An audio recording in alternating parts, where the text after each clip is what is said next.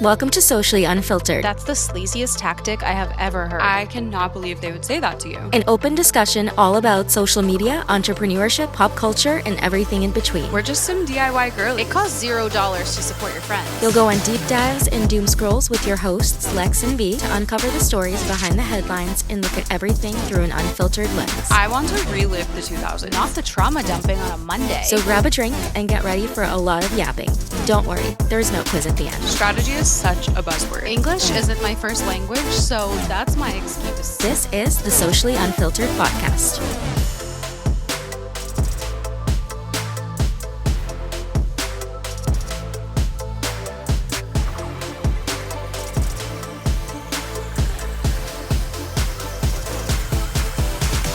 Yee! Hey, everybody.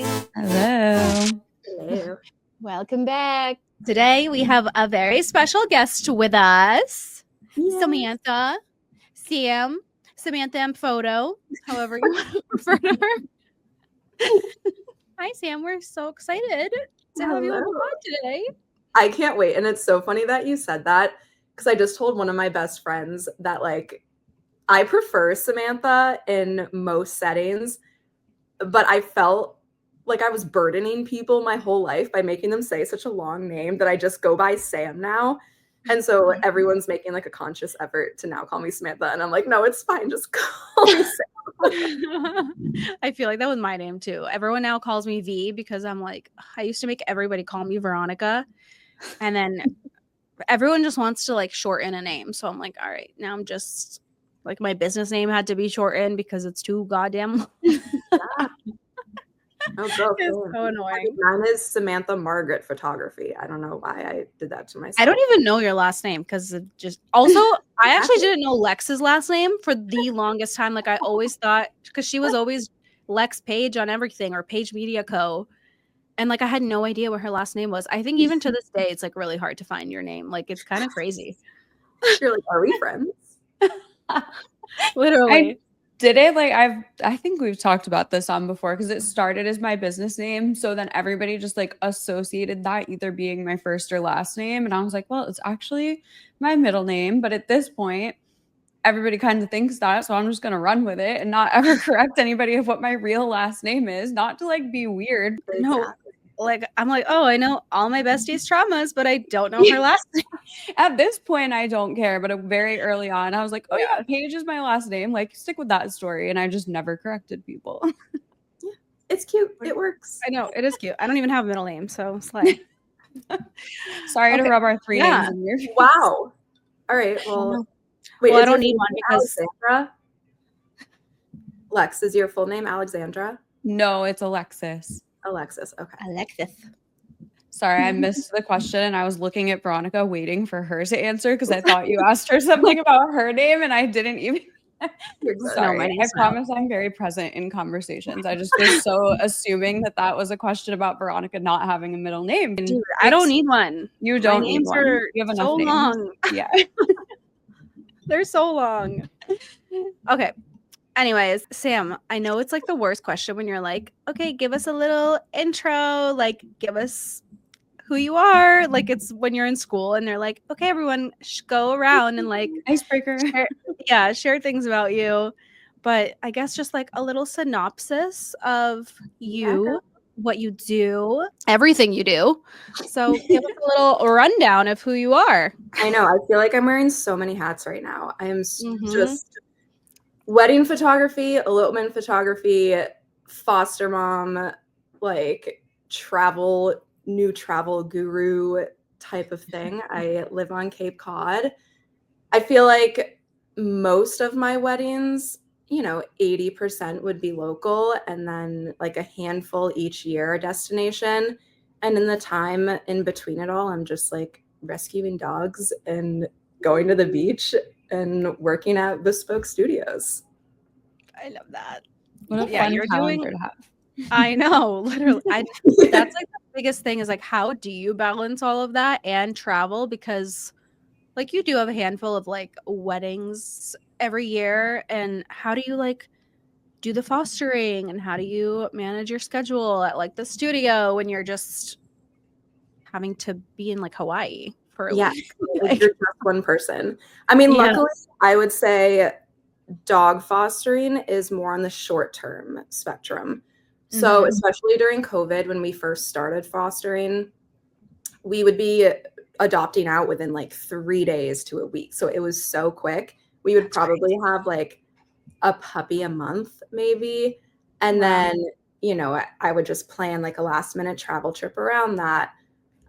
Now it probably takes upwards of a month to get a dog adopted.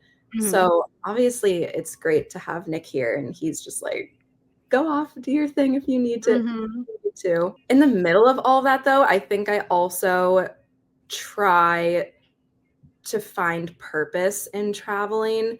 And if that's like, all right, I'm going to Aruba for a week to solely do dog rescue stuff, or like dog volunteering trips in Puerto Rico that I'm going to sign up for.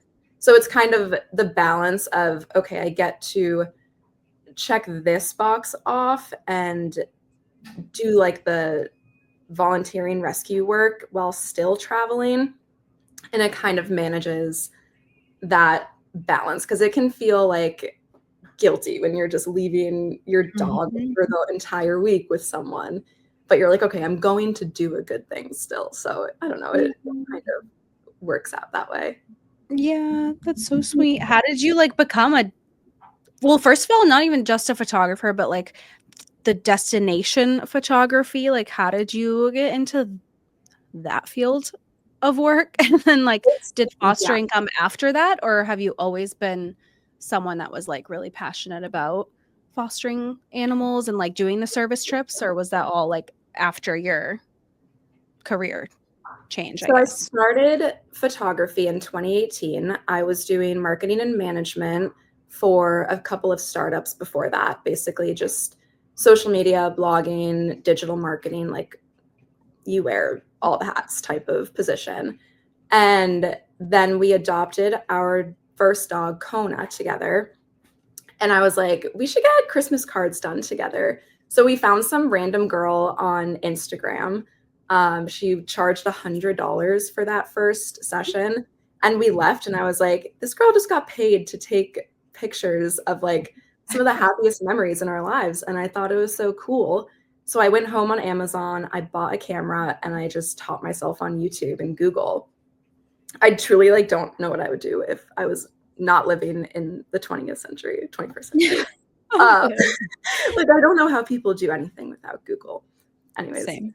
Yeah. So, you know, my family had adopted dogs throughout my childhood, but Nick and I started doing more of like the personal stuff on our honeymoon in Aruba in 2020.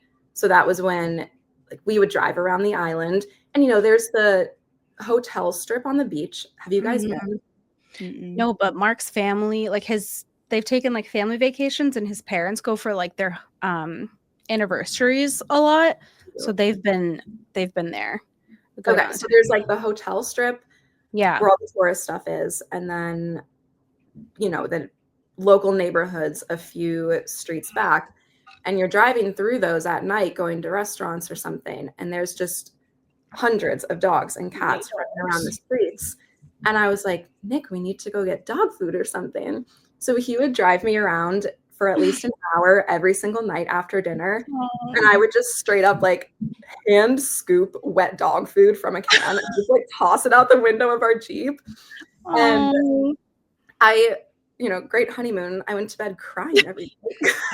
like wanting to bring them all home. Yeah, it's just the reality that a lot of people, I don't want to say like are blind or ignorant to. Obviously, if you're on vacation, you don't want to think about these upsetting realities, but it kind of sparked that like we have to be doing something more right now. So we went to an animal shelter there and started volunteering.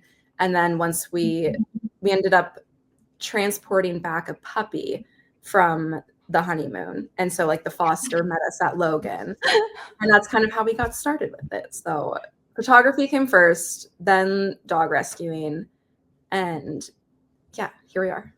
Wait, not to interrupt you, but have you guys ever seen the like 10-minute long, it's like a mini documentary of Steve-O when he goes and gets a dog. He's like literally they're like on a trip. It's like Mexico or something, I think. And they just like are documenting the trip, and like along the way, like they find this dog, and then there's like the whole point of the trip changes, and they like are like luring her to them and like feeding her, and then he brought her back.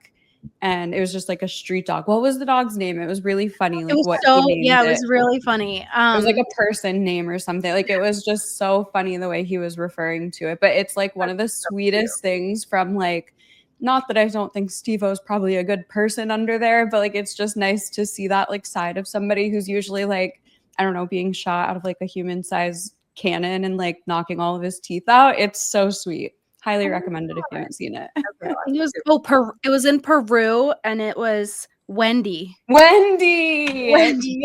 Oh my God. Wendy. Like the whole video, they're like, Wendy. It's so funny just the way that they even say her name. It's so funny. But she just was like this street dog, and they took her back. And where did you say you were doing this? Bermuda? Aruba. I mean, all of the islands like have their own organizations that do the same thing. Because I went on a cruise a few years ago, and it stopped in the Bahamas, and it was the same thing. I don't think it was as bad as what you're describing. Like there were just dogs like running around everywhere, and it was just so every normal. Island. Yeah, it was crazy to see, and like so sad, and like you kind of like, I don't want to say get scared, but like we were just like riding around on bikes, and like these hungry dogs are just like running around. I'm like, oh my God, are they gonna like come after us? I'm like, I'd still try to make friends with it, but I'm like scared of like what they're also scared of us for. So I'm like, it just makes me so sad to see it, and it's incredible that you do stuff. So keep going. Sorry, I had to ask about Steve-O though. I know. I'm excited to look that up because I haven't seen Wendy. It's literally the cutest. It's so and like cute. He's sober now, and that was like such a good trip for him. And like to bring the dog back. I just saw they were celebrating like 6 years together or something. Oh my God, like, stop. That's crazy that it's been 6 years since that. Really, I don't think there's ever like a right time when it comes to getting a pet. A lot of people are like, oh, it's not the right time. It's not the right time. It's just the right moment and like the right dog that ends up finding you. And you're just like, oh, here you are. Yeah, I mean, that's what happened to you, Lex. Yeah, literally. My roommate and I at the time, she needed cat food. So we went to Petco on like some random, actually it was Valentine's Day adoption. But it was like the week after Valentine's Day. She needed cat food. So we just were going to Petco, and outside they just happened to have a dog adoption, and there was like 20 crates of dogs, and I love my dog so much, but it's just so funny looking back. I'm like, I would pick that one. He was literally the only dog of his litter, like scared in the corner, like barking at everybody, wouldn't let anybody near him, like didn't want to share the toys with the other puppies. And I'm like, let me have that one that seems like the most disturbed. I'm like, I want that one. We've worked on it since then. He's still very scared of people, but I think back and I'm like, yeah, I would go for the one that's like hiding in the corner, barking at everybody and everything. I can fix him. Literally, I was in a low point. It was around Valentine's Day. I was like, I need that dog. And he's obviously the best thing that has ever happened to me, but he has lived up to that expectation every day since day one. He barks at everything and barks at people and lives in his own world, and we just live in it. Are he and Benny friends? They have never met. So I live in South Carolina, so they have never met, unfortunately. They're friends via FaceTime. We like force them to be friends. I know. We're like, say hi. He's like, get that dog away from me. Benny will get along more with their dog, Obs. We have a second dog too. Okay. He's like more Benny's like speed. Yeah, like he's like goofy and like, yes, I feel like not afraid of anything. Like they would, I feel, vibe. Yes. I think Nugs and Benny would vibe too, but Nugs would be like, okay, like get this kid away from me now. Yeah, Nugs is like annoyed. Like he just turned 9 on Christmas. So he's like in his old man era. Like he plays for like 30 minutes a day and then has to sleep for 8 hours to make up for it. My fiance also came. So I had this dog. his name is Nugs. My fiance had his dog named Obs when we started dating, who also is a black lab mix. So they were like soul brothers, I think. But his dog is huge, mixed with Newfoundland mix, like 150 plus pounds. And he thinks he's a lap dog. He doesn't understand that he's not. And he has like marbles rolling around in his brain. Like he's just so happy all the time and like loves everybody and everything. They're so different. And then there's my dog who's like mad in the corner that anybody's like moving around him. Yeah. He's like the fun police, basically. He is, yes. Unless he's the source of it, like unless he's the one having fun, he doesn't care. But then there's Benny, who's like literally in his own like category of dogs too. He's literally the funniest dog. I know. And I'm sure your dog is too. I would love to hear more about your dog. Yes. Okay, well, Benny and Poppy, you just adopted, which I want to like that whole story too, because you've been fostering for a while, and like I want the whole story of like why you decided to keep Poppy, like because you were fostering her and like trying to put her up for adoption. I remember your like stories. You were like talking all about her, and then all of a sudden you were like, "Just kidding, she's mine." Like I'm keeping her. Really is like the But I moment would you like know, that you with every know. dog. So we had Kona, our last dog. She was a like 3-legged American dingo that we rescued from the South in Texas. We had her for 4.5 years, and then she ended up getting heart failure when she was like 6.5. So we had fostered with her, and I think it was easy to start that process of fostering, like already having a dog, because you don't feel as attached to wanting to keep a puppy. And she was just kind of a solo house dog, but she enjoyed having the company of a puppy. So once she passed, we probably had like 18 to 20 fosters when we had her. And then after that, we took a break, obviously. And once we started up again, we had between like 6 to 8 fosters solo. And each one of those kind of like held a bigger piece of our heart. Yeah.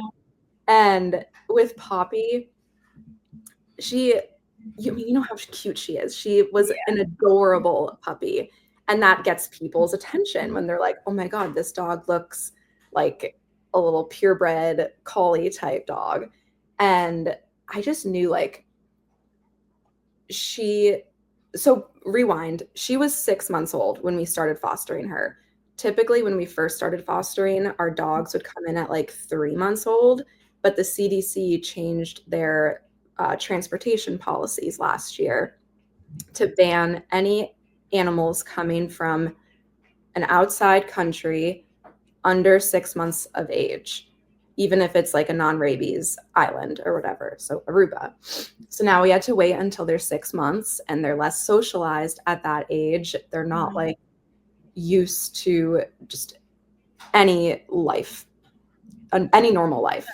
So when she came, I knew that she was going to be like a little bit more work, and she ended up having, I don't know, a handful of approved adopters that were ready to come get her that week. So this sweet old woman, she's like, "All right, I'm coming. Like, what's your address?" And I was just sitting there, and I'm like, no, sorry, she's saying. I moved, actually. Yeah, I didn't trust anyone else to like follow through with the training that Poppy's needed. She is such an amazing dog, but she really needs that structure of like kind of like Nugs being a little bit scared of people and just needing that confidence boost. And yeah, I just didn't feel like anyone else. Truthfully, I don't think it was the right time for me. I wasn't ready for a puppy, or B, another dog after Kona. And that sometimes carries a little bit of like guilt with you when everyone just expects you to have like the perfect dog and the perfect little household. So yeah, I obviously like, I love her to death. She's been such a great addition to our family. And I would love to continue fostering, probably like once she's a year old. But I think with her, maybe we start doing like disabled dogs to foster from there. Oh, Yeah. so Honor.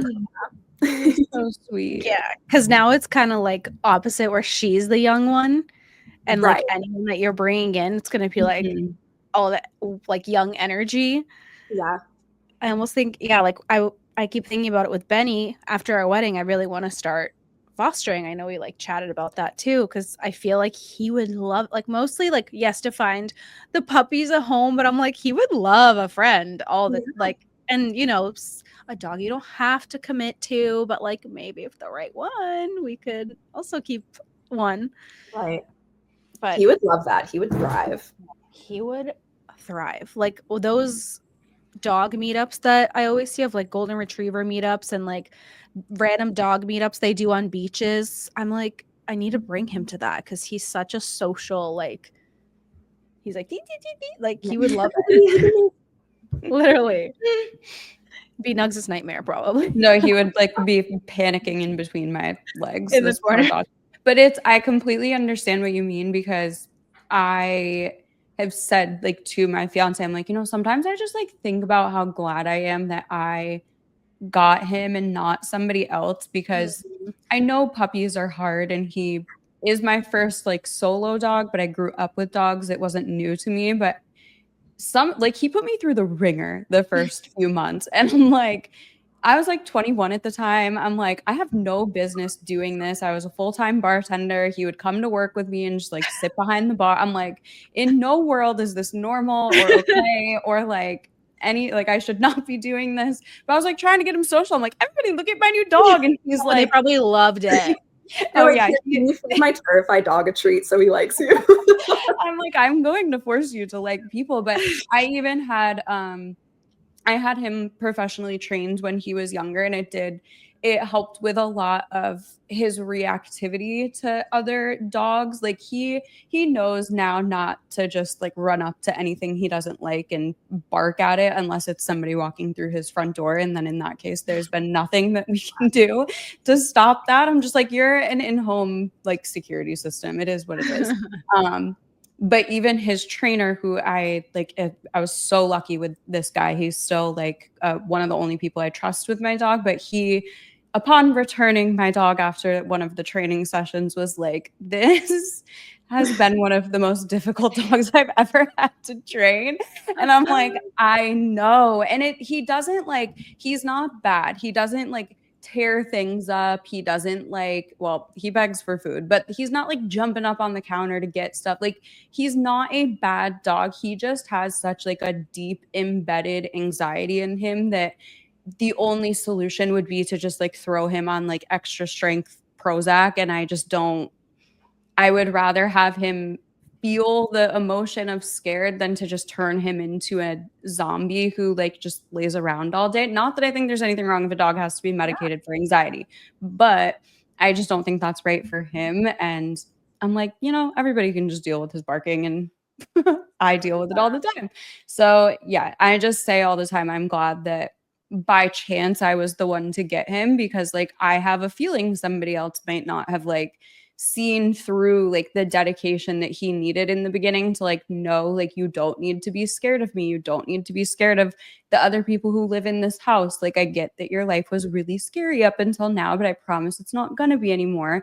And it just like makes me scared every day to think of like, who could have possibly gotten this difficult dog. I feel bad calling him that because he's my perfect little angel baby, but like at the end of the day, he was a very rough dog to train. And I just think about how lucky I am to have gotten him, because who knows what somebody else would have treated him like for this behavior. So I completely understand what you mean. I think about it like every day.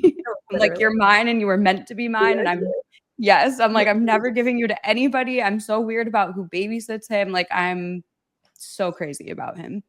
So I get it. He has a brother too that like probably helps him just settle at times.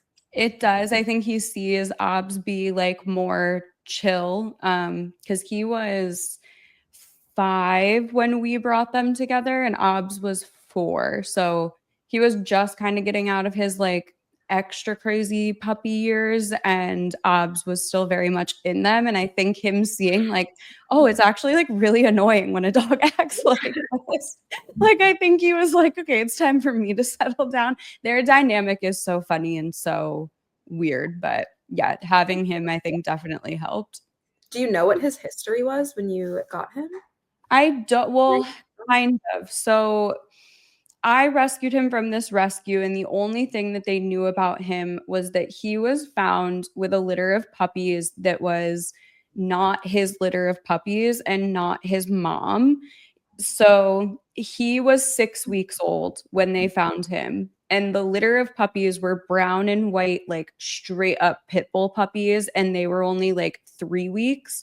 So what they think happened is he like either got dropped off or like separated from his mom in the woods. And that this other mom and litter of puppies like took him in.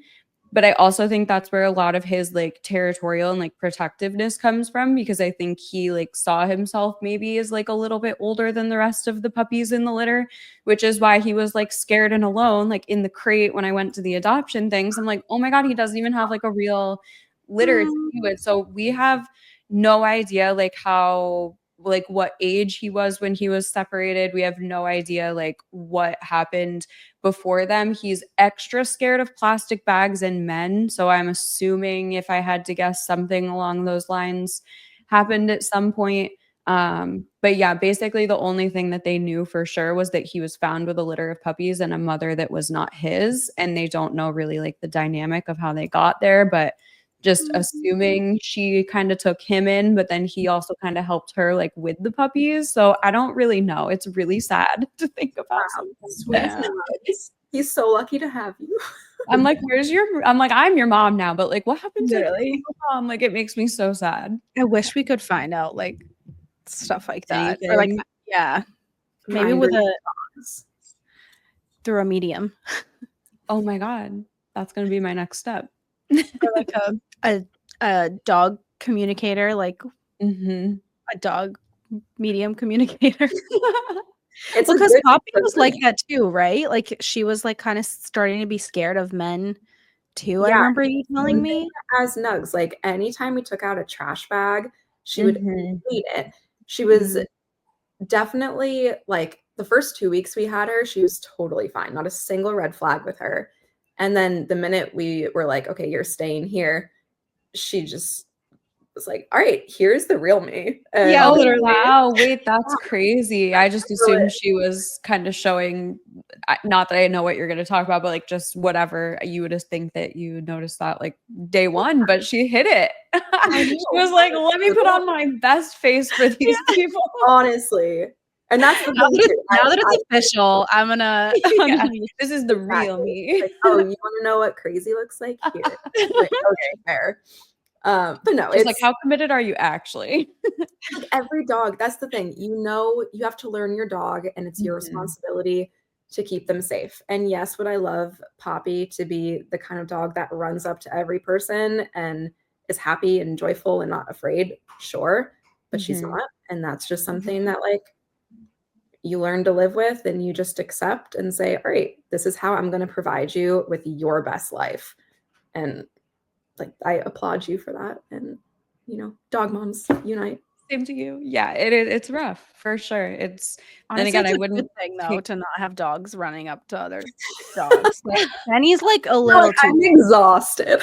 Yeah, like he wants to run up to every dog and even unfriendly dogs. And that's how he got bit by a dog, is because he thought that the dog was trying to play and he wasn't. And he bit Benny, and Benny still thought he was trying to play. I'm like, where is the awareness here? Like, he's just too unaware that I'm like, it's probably better that, you know, the dog doesn't want to go up to every dog or like be social with every dog, because it also freaks me out on walks sometimes. Like, I don't really like having interactions with a leash.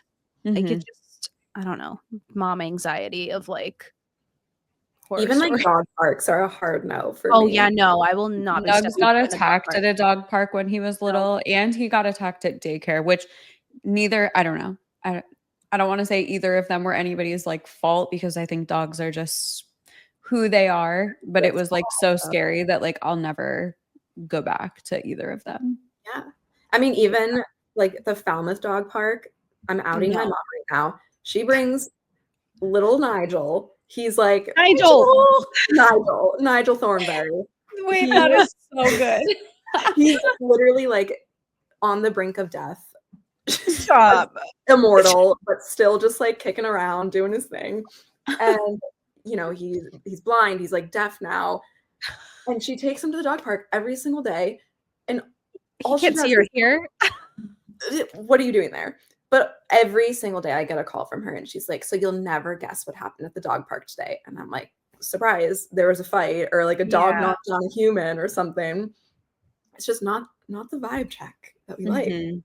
No, I feel like I see something in the page, the Falmouth page or whatever, where somebody always says something about that dog park, or like somebody's dog attacks somebody's dog, or like, you know, when somebody's walking into the dog park, some dogs get so territorial of like that's their area, so like they just like pounce and get in groups, and I don't know, it's just like you don't know what anyone's dog history or like what they're gonna be like in that type of setting. I've never brought Benny because I'm like too scared to.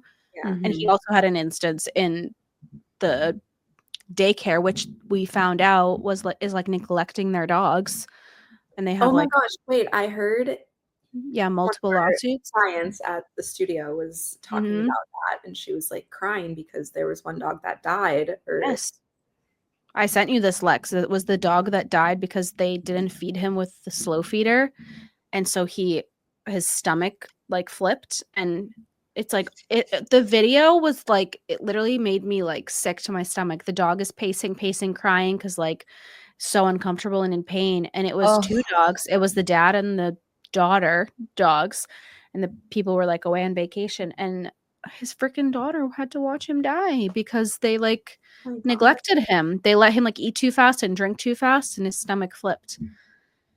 And it's just like, ugh, I mean, it's crazy. And Benny used to go there. So the daycare that Nugs got attacked at, they have like live feed cameras that you can go in and like watch like any area of the daycare. And this girl said that she like was watching the cameras and was like, I can't find my dog. Like, where's my dog? And she was like, he's probably just like in a corner or something. So she went to pick him up that day, and they had to like go back and watch the cameras, like find where this girl's dog went. And so they had like a metal, it's technically called like a wash basin. It's like those big like oval metal like farm things. They use them to like give the dogs baths there.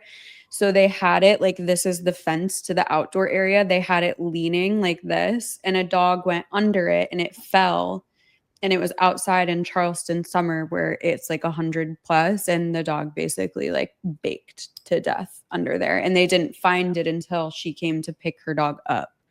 And they were like it was like 6 hours of this, like just sitting out in the middle of the dog yard. Literally like Sickening. It's sickening. Like I could never, I don't know. It like gives me chills to like think about. Like you have to be just such a certain kind of person to willingly be responsible for other people's like pets and children, that like, how do you, like, one, how are you not like accounting for where all of these dogs are? Two, how are you just like seeing this like big metal bin in the middle of the yard for 6 hours and like not questioning how it got there? Like, oh, it's flipped upside down. I hope one of our like Yorkies isn't under it. Like this was like a huge black lab dog. It was like devastating. Jeez. Not to get super morbid, but it's also happened at his daycare. And I was like, oh, like that's why we don't go there anymore. So. No, I literally don't trust anyone. No, I don't either. I'm psycho. Especially places like that. There's always like 2 people watching like 40 dogs, and it's and sometimes it's not even because they just are overworked and they don't have help, and there's just too many dogs, and it's on the organization. And I think keep it in, because it's not like we said a name, so we're not defaming anyone. But okay, great. Guess who we're talking about. The legalities of it. Yeah, no, it's allegedly. It's awful. I'm like too scared to bring him anywhere besides my backyard with one dog. We'll get a little play date with Poppy. I know. What are you doing later? Literally nothing. See you. Come over right now. Hey, want to come over? Yeah. We finally put rocks in our yard, so there's no mud. Oh, fun. Updates. A little reno for the dogs, naturally. Yeah, I'll text you. Okay, perfect. Yeah, on a lighter note, let's have a play date. Okay, yeah, I feel like let's go into the fostering and like advice for people too, because like even just for me, I'm just like curious about it, like the process of fostering or like advice for people that are like first wanting to start fostering if they like already have another dog, and like I guess just juggling those things for someone that also like travels, and like obviously I work from home, so I feel like that's the main reason I feel like I can do it is because I'm home. But Yeah. like, what have you done if you guys have had to like travel, or if you have a wedding or something? Like, do you just like switch off who watches like the dogs, and do you trust people to watch your fosters? Like, I feel like there's so many that things I wanna know. conversation. No. I know, literally. Yeah. Same. There's like two people. I find that when we bring dogs in public, so like we'll go to Cape Cod Winery, we have a little Adopt Me bandana on, or like a brewery, a baseball game in town. Every person, like what I hear the most is, oh my gosh, I could never let all these dogs go. Like I would end up with 100 dogs, or oh, I'm not strong enough for that. And like I get it to an extent, especially if you don't already have a dog, and that would be an easier like foster fail / foster success, I would rather call it. But it's not that difficult. If you go in with the mentality of I am doing this solely to find this dog a family that is right for this dog. Again, you could have a dog that's not the right fit for you. One of my best friends, I think this dog was from like Antigua, maybe. He drove from Massachusetts all the way down to like New Jersey or New York to pick this puppy up at the airport, bring it back and foster it to like a foster to adopt situation. And he realized just this dog's not for me. And, he fostered until she found a home 3 weeks later. So it's one of those things where the short-term responsibility of it kind of outweighs those thoughts of like, oh my gosh, how am I going to do this for so long? What if I screw up? Like, just know that what you're doing is for the short term, but like the long-term benefit for the dog, And just, you have friends, you have family, like, right. Especially our organization too. If for some reason Nick and I were to go on a trip and none of our friends could come stay with her at the house, we would just text all of the fosters and say like, hey, does anyone want a sleepover with Poppy for the next few days? Most likely someone would hop on. So it's the group that kind of helps as well. But like I would watch any of your dogs anytime. So right. I know. I feel like there are always people you just like never. I don't know. For me, I'm always like, I'm too scared to ask, or I'm like too scared for people I haven't had anyone watch my dog to like watch my dog. That I can't imagine like 2 dogs and the responsibility of it. But it's like I feel like I think people wouldn't want to, but then it's like when you actually ask them, they're way more willing to help you than it is. It's all in like my mind, I think, of just like they're not going to want to do it. Yeah, you never want to like put someone out for watching your dogs, but it's not big of like a deal. Yeah.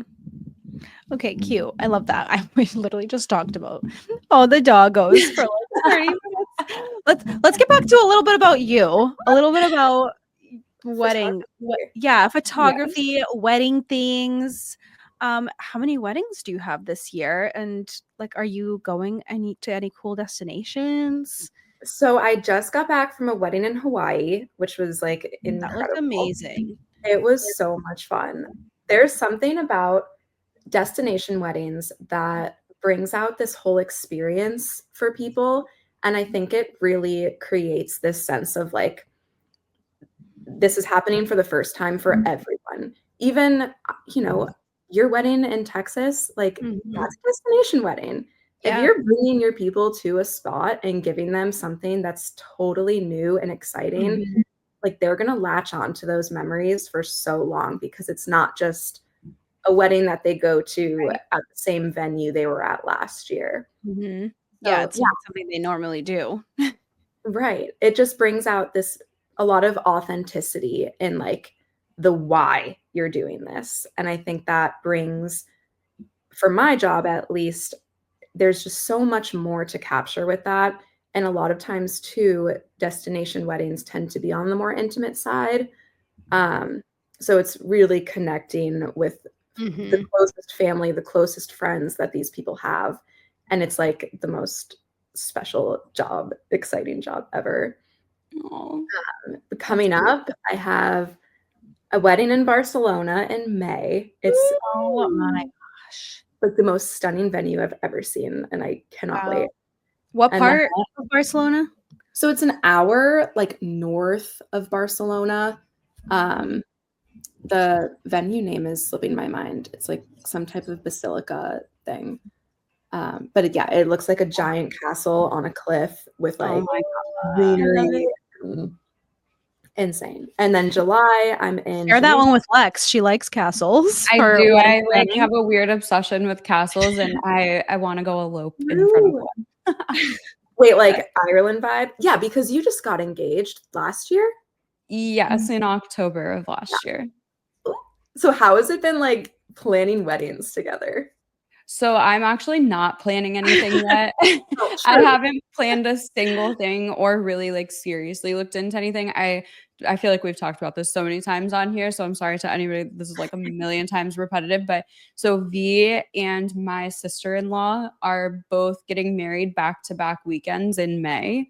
So just between now and then, there's a lot of events for both of them that I would like to be fully present in and not worrying about my own stuff. But as soon as like July or June is here, like I'm for sure sitting down but we just want to seriously elope. Like that's not like really a joke or something like extremely small. So I realistically feel like even if we wanted to do it by the end of this year, we could, because Yeah. it won't be anything super crazy. So I'll let you know in June how my personal wedding planning is going, but being along for the ride of V planning her wedding has been a lot of fun and like really cool because hers is the first. Sorry, not to talk about you like you're not here. No. Her V's wedding is one of the first ones that I've ever been like invited to or involved in that is technically a destination wedding. Like every other one, I mean, we've traveled to weddings before, but they're not technically a destination wedding. We just don't happen to live there. So it's been a very cool experience to see like how it works on this end as opposed to somebody just doing something like huge and local or, having everybody come to you. Like this really is like I've had conversations with other people that are going just that you don't normally have with people when you're just going to like a local wedding, being like, oh my God, what time does your flight get there? Like, oh my God, let's, meet up before and like go, like just not things that are normally happening when everybody's like, oh, we just got to drive downtown to go to this wedding. So it's been a really, really cool experience. And I tell her all the time how thankful I am that she's doing it the way that she's doing it and how much I love everything that she has done with it. So haven't had the experience of like planning together, but being along for the ride of it has been such a cool experience. I love that for both of you guys. That's I can't wait to sweet. see the wedding like come together. I'm dying to see it. I'm dying to see your dress, actually. Wait, you haven't seen it? No.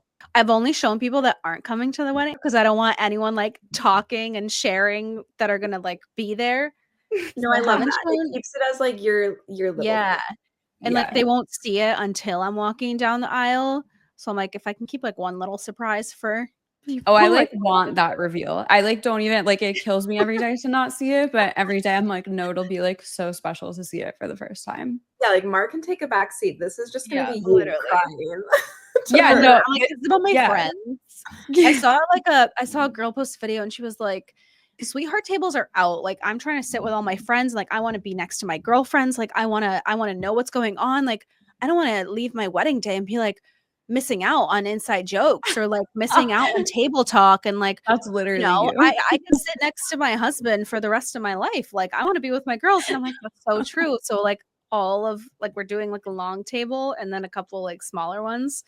So like all my best friends will be in the long table and I'm like, I'm not missing out on I forget where I was the other day. Where was I? I think I was I was at the shower that I just had and my friends are like talking and they're like, oh, we should like meet up for drinks like before rehearsal or something, or they were like, let's meet up for drinks before the wedding. And I was like, I want to come. And they're like, bitch, you're gonna be getting ready for your wedding. And I'm like, wait, but I want to go. So that's why I felt weird today because like I asked Bella, I'm like, Bella, like what time does your flight get there that day? Like, because I don't know what Gabby's plan is because she lives there. So I feel like she's a little bit different. But I'm like, when are you getting to the hotel? And I'm like, it's just like a conversation I like can't have with you because you're gonna be doing like wedding things. So I'm like, let me ask everybody else. I know. I have such FOMO. I'm like, what do you mean feel so bad. It's so weird not including you and stuff. You have bigger plans that day though. I guess. Or like the TikToks that are like calling my best friend like 5 minutes before I walk down the aisle, like just to see what are you doing today? There's so many like funny Where are things you seeing lately. Just as now that as we're getting closer, it's like feeling like your friend is like famous at the wedding and like feeling weird to like ask for a picture with them. Like, can I pull you for a second? Like you need to do like a red carpet moment. Like you just stand there and like everybody rotates like in and out with you. I know. I feel like that's what most people, I don't know, but I'm at the same time, I really love the documentary style. I don't know if you're seeing like more of that, Sam, but like I want to have it be like interacting, like genuine things going on with the people around me instead of just like, we're going to stand here and like take the picture and I'm in the same spot. And like, it's very, which I get having those too with like family and for framing purposes, but I feel like I love the like genuine interactions or like if it's like we're just talking, having a drink, it's like, oh, look here and quickly. And it's like a fun little photo. Like I really love that because I could feel the picture almost like it's not so staged. Yeah, so I don't like the really staged. No. Yeah, obviously for like formality you have to, but like the pictures you're going to be looking at are going to be like the documentary style ones. Yeah. Right. Yeah. And that's something that let's dive into like documentary and candid and timeless. Yeah, let's dive into it.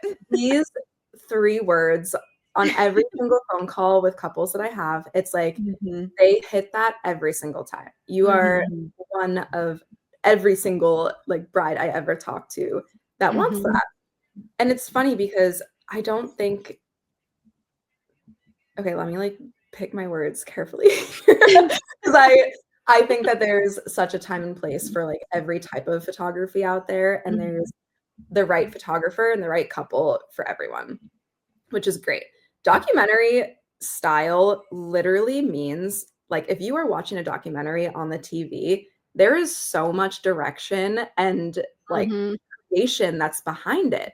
So it's surprising that that's the type of like definition that we're using to create this past year's hype around like the candid photos. Yeah, it should be candid, not documentary. Yeah. Like I feel like it had to have come from like people probably just saying I want to do whatever and you document it. And then I feel like it probably just like got twisted into like, oh, it's documentary style. Yes. That's at least how I think about it.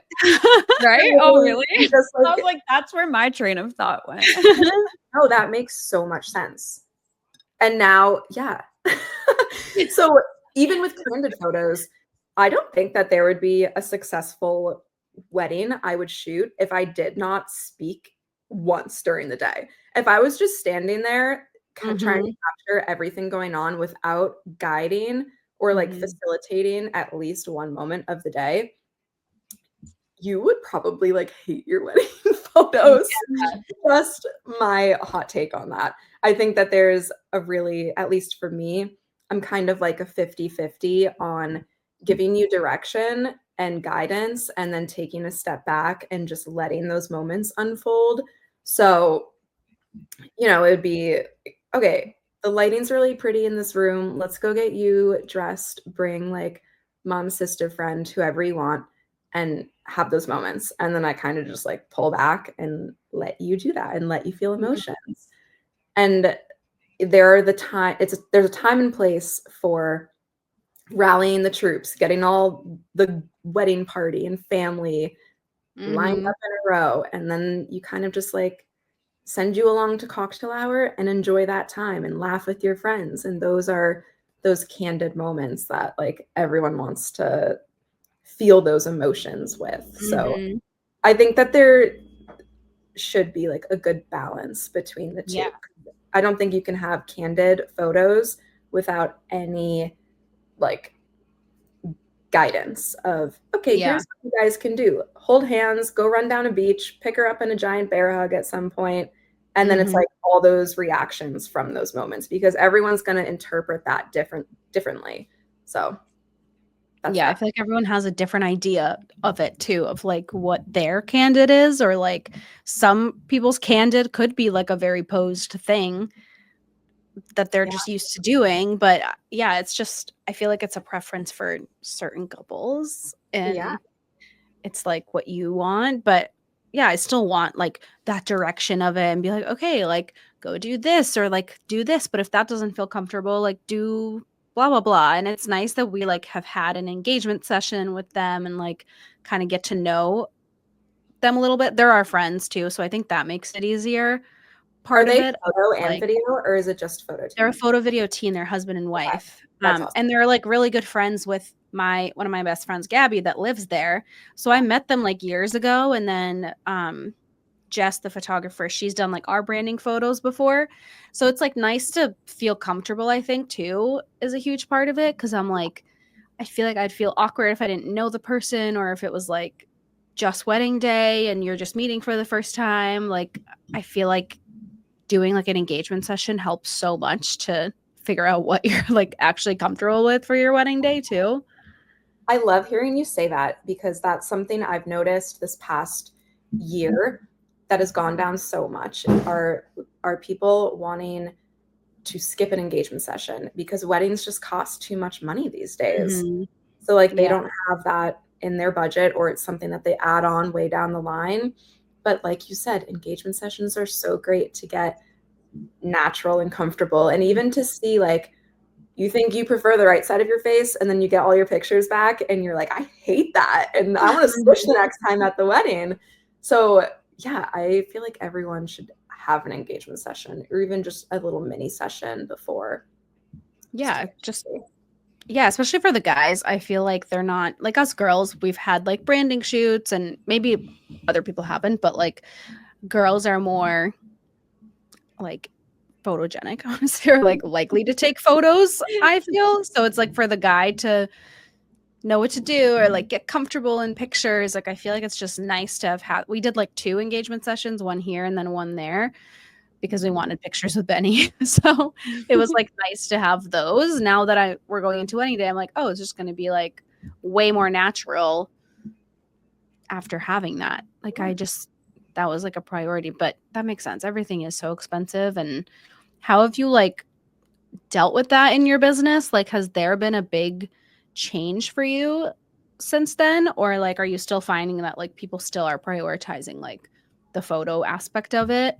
Or like, I know we chatted a little bit about this, and it's like changed a lot because weddings have gotten so expensive. So people are like not prioritizing things as much, that they like can't, because like food is so expensive and rentals are so expensive. And for our wedding, since it's small, like we talked about, like photo and video is like priority because we have such a small wedding. But for other people, it might not be because they have to feed all these people. Yeah. I think photography is top priority for many, many, many people, but the flexibility of it has kind of gone down a little bit. And before, I could get inquiries that had like, oh, we have like a 5,000 to 8,000 budget range, and we're flexible, like whatever you think works best for us. And now it's like, okay, I have a $6,000 max budget, like no room to wiggle. And so I totally understand that everyone's coming from these different places with different backgrounds, and the wedding industry is just, I love what I do so much, but there are so many things I wish I could change about it for people getting married. So yeah, luckily where we live in New England, the average cost of weddings and what people are willing to spend is higher than most of the country. Mhm. I would be like nervous if I lived even in international. Like you could hire a wedding photographer Yeah. in Spain or Italy for probably half the cost of what it is for a local photographer to like fly out and charge their full price. But then again, you get the people that like me, like I always give discounts for Right. locations that I don't get to normally shoot at because it's this creative outlet that really allows me to like dive into something new and exciting. I love that. Well, Yeah. and I love that you do a little discount for people because a lot of people don't do that, or travel photographers. Like it's like you just pay for the person to get there and you have to pay the full price. So I feel like that's a really good incentive. Like, are you finding that that's how kind of like enticing more people to doing that is when you do the discounts? I think so. And I think that's when people, for my Hawaii wedding, actually, they already had a wedding photographer booked and she had to cancel on them last minute. So her sister saw that I posted an Instagram story one day that was like, I'm giving 50% off all of these wedding locations. And it was that weird stars align moment where she goes, Mhm. my sister's getting married in Hawaii. Let's make this work. Oh my God. So It's meant to what be. now? Yeah, because they lost their money from that wedding photographer. And That's it's one of those things where like for every single wedding, could I do that? Maybe not. Depending on the season. Is it the smartest move? Maybe not. Because I'm working for what one day back home would be.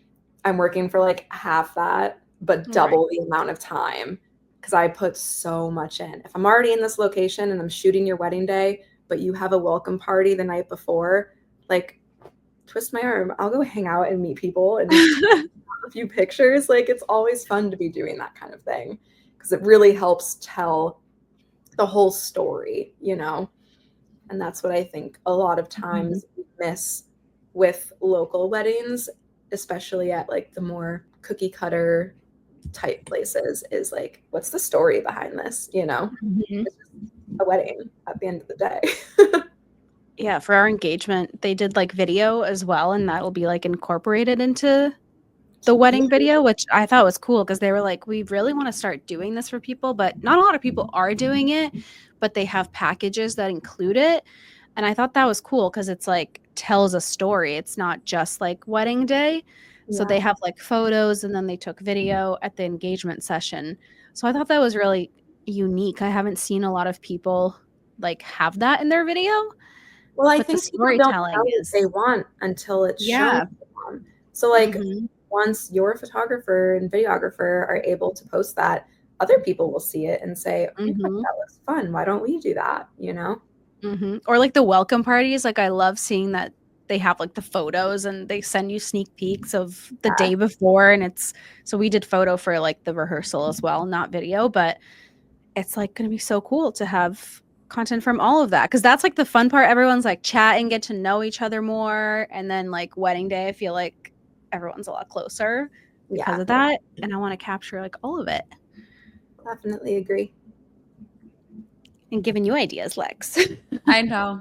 That's why I've just been along for the ride. No, I think it is fun to just like take notes of what you like and what you don't like at certain people's weddings. And I feel like we've had a couple like years to do that, which is nice. And like even like photos wise, I feel like just seeing what like matters and what doesn't matter, I guess, or like spending time on like I don't know. Some people I think care a lot about details and some people like don't really care about details. And it's just like picking and choosing what you like and what you don't like for your own.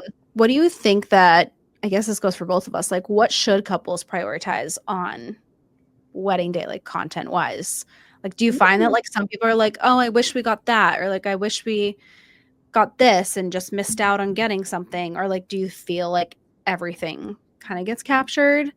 and there isn't anything missing for them. I think when you're spending the correct amount on coverage, as long as like your expectations are set from the start, that okay, you only have 6 hours today. We won't have time to do either getting ready or your dance floor pictures. So like pick whatever is your top priority. So I would just say extra time and having a wedding coordinator. If you're planning 15 minutes to travel from your getting ready site to your ceremony, plan for 30. It's like having extra time to just capture any and everything imaginable is great. But in my perspective, I would say the dance floor is something that I like. The music starts and swear to God, I have to go running around this venue to find the couple and be like, get on here because we don't have any pictures of you guys dancing and it's already been 30 minutes and I'm off in 15. So plus having you on the dance floor also gives your guests that extra bit of like, okay, if they're having fun, we're having fun. So I think that's something that gets overlooked a lot is like the dance floor side of it, especially now with the flash trend and everyone wants to show that they are at the most fun wedding ever. And it's, yeah. So just don't leave the dance floor all night. I love that. Okay, good to know because I'm like, is there anything that I feel I would look back on and be like, I wish we got more of like that stuff. But that makes sense. Just like seeing people like rip it on the dance floor. Or not being glued together. Like you need magnets attached to your hips. That's the only other thing I think during the day would be, actually, you know what? One of my favorite moments ever from a wedding, it was in Vermont and they did a first look. They did all of their like wedding party and family photos before the ceremony. And then they went into this adorable little Victorian bedroom at the castle and they all just hung out together and like they did a shot cheers. They're on the bed cuddled with all of their friends. And I was like, this is the most pure 15 minutes of any wedding day I've ever experienced. Like there was something so sweet about that. You could tell that they were able to take a breath. They weren't rushing and they were just present, you know, at the end of the day. That's the big thing, is to just exist on your wedding day. Yeah, I was talking to one of my friends yesterday and she was like talking about this wedding they went to and how they just kept like taking everything very slow. Like they were like, she walked down the aisle and then they like held hands and like took in a minute. And it wasn't like they just started right away. And I didn't even think about that, I guess, for wedding day. I'm like, okay, you just get there and then all of a sudden the officiant just starts, you know, doing their thing. But like just slowing down because it's always so like, go, go, go. Like, okay, photos, this picture, and now go back there and wait for your entrance. And now go do this, this, and this. And it's like, you don't even process everything, I feel like. So I'm like keeping in the back of my mind the little like pause and the, thumbs up. And the little like moment, I guess, of being like, oh my God, like we're actually here. This is crazy. Yeah, totally. It's like wild to think how. This is your day. You can take as long as you want to walk down the aisle. Oh my God, the aisle is long as hell. It is so long. I'm like, it's gonna be a while. You're gonna be waiting for me to get there. Anticipation. And it's just me. Like I'm walking like myself down the aisle. I love that. I've seen that a lot this past year. It's something that's very like, I don't know, just new and powerful and fun. A moment. I know. I was like, I want my mom to just like watch me too and not be walking down. Like I just want her to like be present in everything too. So I feel like that'll be a fun little. What is your favorite wedding trend that you are like seeing lately? Ooh. Okay, I've seen a lot of people start to do surprise weddings at engagement parties. Oh my God, I love that. Those are cool. It seems, I know that's not like trendy to what people are doing.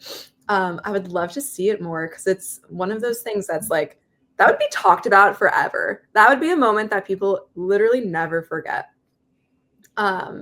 Anyways, I think trend that I'm seeing now would be welcome drinks before the ceremony. So like guests are walking in and you have this cute little bar set up where they can just like grab a cocktail and go down to their seat for the ceremony. So it Yeah. already starts the day off on this exciting, like, you are hosting this for them, for yourself, of course. But just that, like, they can loosen up and be looking forward to the rest of the night. I love that because we're doing it too. Yeah, Because I always think about that. Yeah. I'm like, oh, when I get to a wedding, I want like a little drink for just like while you're sitting and waiting. And then I also want a little bite to eat. So I just actually emailed the sales coordinator there and I'm like, can we like bring out some appetizers too? Because I feel like people show up hungry and then everyone's starving at cocktail hour, but then they like don't really get to eat that much because they're talking to people. Yeah, and you're always awkwardly eyeing the like servers. Yes, the servers. Yeah, I feel like I get like 2 bites in at cocktail hours. So I'm like, if we do it before, then people will be like a little full and then they're not going to rush and be like, starved. And they also look so good too. So why waste an entire day of like being dressed up to just go to a ceremony and sit? It's like the pre-ceremony cocktail hour should be a thing. Yeah. Yeah, I want it to be like a party for everybody. Just like any nerves for anyone, just to like, we were thinking about like doing, I saw a TikTok, this guy did like a cart of tequila shots and he was like rolling down the cart of tequila shots. Awesome. I was like, that's fun, but I think we're going to save that for when we do like a toast. We'll do I was shocked they said yes to shots at our venue. Let's go. I know. Well, it's Texas. I'm like, they don't give a shit, I guess. Do anything there. We do anything. We have I know. We're like, can we do shots? And they were like, yeah. I'm like, okay. Sign me up. Yeah. I'm like, perfect. Lex, do you have any little fun questions? I don't think so. This has been such a fun conversation about dogs and weddings. We can start making flower bouquets into like little puppies that need to find. Yeah. So cute. I know. We'll just mix weddings and dogs together. Yes, perfect. Or you could start photographing dog weddings and maybe we just need to encourage more people to be having weddings for their dogs. Exactly. Now we're talking. Poppy and Benny can volunteer. Poppy and Benny. Yeah. They'll volunteer. They'll do like the first stage shoot for your marketing material and then you can start booking real couples in. I do want to do like a little doggy session at some point with Benny. Like I always see those like birthday ones or like the not the like underwater ones, but when you're like throwing a treat and you get like the little funny ones of their faces. Oh. Yeah. Yeah, I love those. Flash frame one. That's cute. Poor Nugs was subjected to professional Christmas card photos for the first 5 years of his life. Those were so cute of him, though. I know they are. I don't know how he did that. Like, I literally think back and I'm like, everything that you're scared of, and for some reason you let me dress you up and put you in front of this photographer. Like, it's so weird and random that he did that, but he did it for you. My favorite pics. Yeah. He was doing it for you. He really was. He was doing it for me whether he wanted to or not, but yes. So cute. Yeah. Okay, well, I hate to like cut us off, but I feel like we covered everything. From dogs to weddings to trends to travel. So wait, so your next wedding is Barcelona. Yeah. And then the wedding season starts up for real here locally after that. Yeah. I'm in Jamaica in July. Ooh. And then kind of more just like local, like coastal Maine, Vermont, New Hampshire, Rhode Island, and Mass. And then I'm done mid-October this year. So it's a little bit like shorter of a year. I think when I first started photography, our peak season was like May to October, and then it became April to October, and now it's April to November. So yeah, it's been juggling, finding a balance of how much is too much, how many weddings can I really take on per weekend. And yeah, it's a whirlwind. Are you going by yourself to Barcelona? To that one, yes. 2 of my friends that I met, I was photographing my friend's 30th birthday in Morocco last year. So it was like this week. Oh, I remember that. That was so cute. It was incredible. And I met 2 of her friends there. So that's the connection of their friends who's getting married. So I'll be staying with them at least and like having buddies to be with. Cute. But yeah, gonna be solo for that one. I'll probably bring an assistant to Jamaica, but for the most part, I really enjoy shooting solo, and I think that I don't really find to be much different when I have a second shooter, unless it's like I physically can't be in two places at once, you know? Yeah. Well, it's nice for like the destination ones too, because I feel like it's not like as much pressure of these like huge weddings. Like you said, I feel like they're more intimate when they're destination. So that's nice. You get to kind of like immerse yourself a little bit in that. And especially for you too. It's a lot to have, let's say, a photo team and a video team, and there's two people on each. It's like an overwhelming feeling that you're not used to every day, to just be in the spotlight for 8 to 10 hours. So I think it's nice to kind of like not overwhelm the couple or their families with a ton of like formal looking people shoving a big black camera in their face. Yeah, I'm like still having hives about that we have to like be the center of attention. You're gonna forget about it so quickly. You'll literally just black out. Yeah, that's what I'm hoping. Well, thank you so much for coming on. This was so much fun. Yes, thank you so much. It was so nice to meet you. I've heard all about you for the last few weeks, so it was nice to put a face to it. And it was so fun learning about you. Thank you for your time today. Yeah, thank you for anyone having is looking for destination weddings, where are you looking to go? Because I always see you posting like discounts at these places. So any brides. I would love a Jackson Hole wedding. Ooh, I love that. Do you remember Sophia Bush's rehearsal dinner? It was like Western. It was very upscale Western style. It was gorgeous. And I envisioned that in Jackson Hole and just having it be this magnificent, like country, but not trapped, you know? Yeah. Like a chic, like a Western chic wedding. Exactly. Otherwise, I'm always happy to go anywhere, Europe, Ireland, anywhere. Yeah. Just put her on a plane and she'll be there. And I'm there. Well, we'll link all of your socials underneath on the show notes so you guys can go follow Sam. And I'm so excited for Benny and Poppy's play date. I love it. And then their wedding. For their wedding. Yeah. Thanks, guys. Bye. Bye, y'all.